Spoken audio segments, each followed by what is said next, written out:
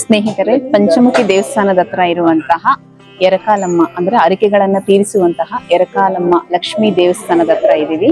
ಬನ್ನಿ ಆ ದೇವರ ದರ್ಶನ ಮಾಡೋಣ. ಈ ಸ್ಥಳ ಮಂತ್ರಾಲಯದಿಂದ 20 ಕಿಲೋಮೀಟರ್ ಆಗುತ್ತೆ. ಪಂಚಮುಖಿ ಆಂಜನೇಯ ದೇವಸ್ಥಾನದ ಹಿಂಭಾಗದಲ್ಲೇ ಬರುತ್ತೆ.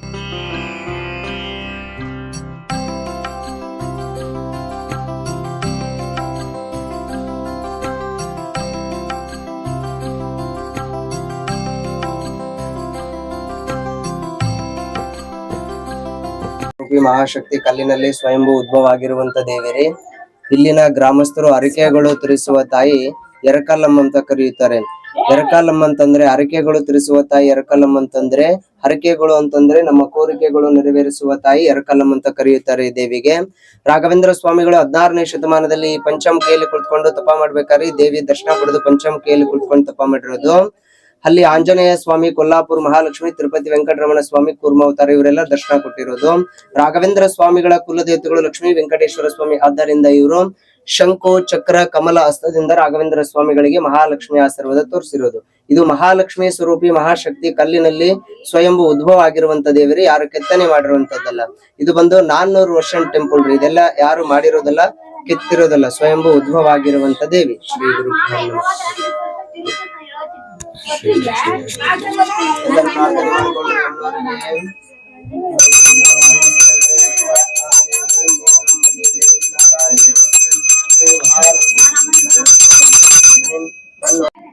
ಲಕ್ಷ್ಮೀ ಮಾತೆಯನ್ನ ಆಹ್ವಾನಿಸುತ್ತಾ ಧ್ಯಾನವನ್ನ ಮಾಡೋಣ.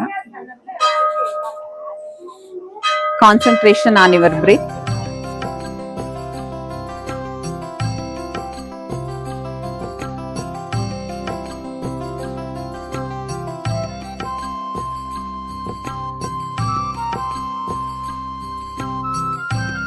Last 1 minute.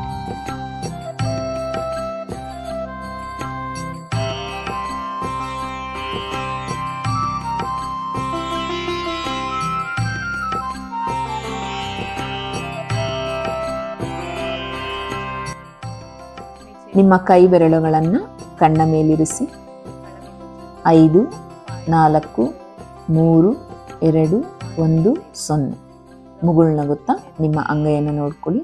ಅದ್ಭುತವಾದಂತಹ ಧ್ಯಾನಕ್ಕೆ ಚಪ್ಪಾಳೆ.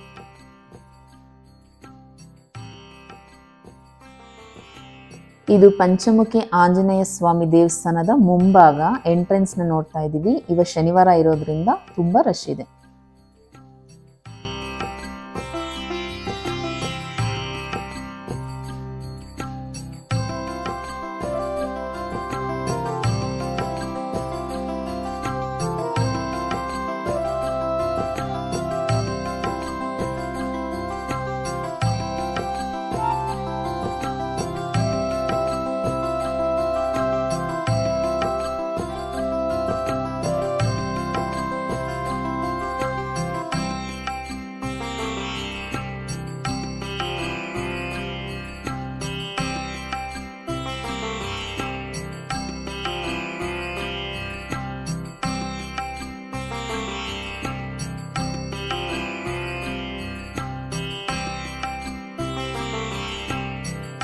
ಇಲ್ಲಿ ಆಂಜನೇಯ ಸ್ವಾಮಿ ಪ್ರತಿ ರಾತ್ರಿ ಸಂಚಾರ ಮಾಡ್ತಾರಂತೆ.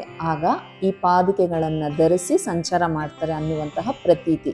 ಅದಕ್ಕೆ ಪ್ರೂಫಿಗಾಗಿ ಅಲ್ಲಿ ಹಳೆ ಪಾದುಕೆಗಳನ್ನು ಇಟ್ಟಿದ್ದಾರೆ. ಪ್ರತಿ 5 ವರ್ಷಕ್ಕೊಂದ್ಸತಿ ಇದು ಚೇಂಜ್ ಆಗ್ತಾ ಇರುತ್ತೆ. ನಾವೇ ಖುದ್ದು ನೋಡಿದ್ವಿ. ಕಂಪ್ಲೀಟಾಗಿ ಒಂದು ಚಪ್ಪಲಿ ಸೌದ್ರೆ ಹೇಗಿರುತ್ತೆ ಆ ರೀತಿ ಸೌದಿದೆ. ಇದು ಹೊಸ ಪಾದುಕೆಗಳು ಈಗ ನಾವು ನೋಡ್ತಾ ಇರೋದು. ಇದು ಹಳೆ ಪಾದುಕೆಗಳು. ನೋಡಿ, ನಮ್ಮ ಚಪ್ಪಲಿ ಸೌದ್ರೆ ಹೇಗಿರುತ್ತೆ ಆ ರೀತಿ ಕ್ಲಿಯರ್ ಆಗಿ ಕಾಣುತ್ತೆ.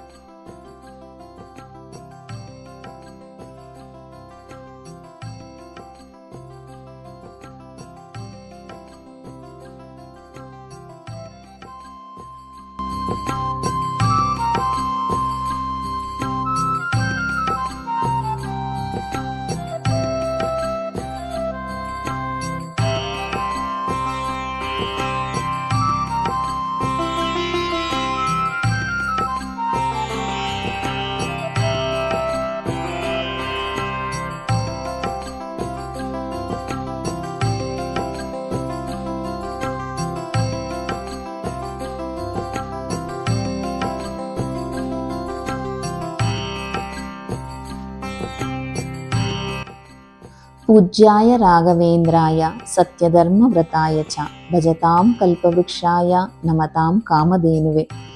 ರಾಯರು ಅಂದಿದ ತಕ್ಷಣ ಈ ಮಂತ್ರವನ್ನ ಹೇಳ್ದಿರೋರು ಯಾರೂ ಇಲ್ಲ. ಇದನ್ನ ರಚಿಸಿದವರು ಯಾರು ಗೊತ್ತಾ? ರಾಘವೇಂದ್ರ ರಾಯರ ಅತಿ ಪ್ರಿಯವಾದ ಶಿಷ್ಯರಾದಂತಹ ಅಪ್ಪಣ್ಣಾಚಾರ್ಯರು. ಈ ದಿನ ನಾವು ಅವ್ರ ಮನೇಲಿ ಇದ್ದೀವಿ. ಇದು ಮಂತ್ರಾಲಯದಿಂದ 16 ಕಿಲೋಮೀಟರ್ ದೂರದಲ್ಲಿರುವಂತಹ ಬಿಚ್ಚಾಲೆ ಎಂಬನ್ನುವಂತಹ ಗ್ರಾಮ.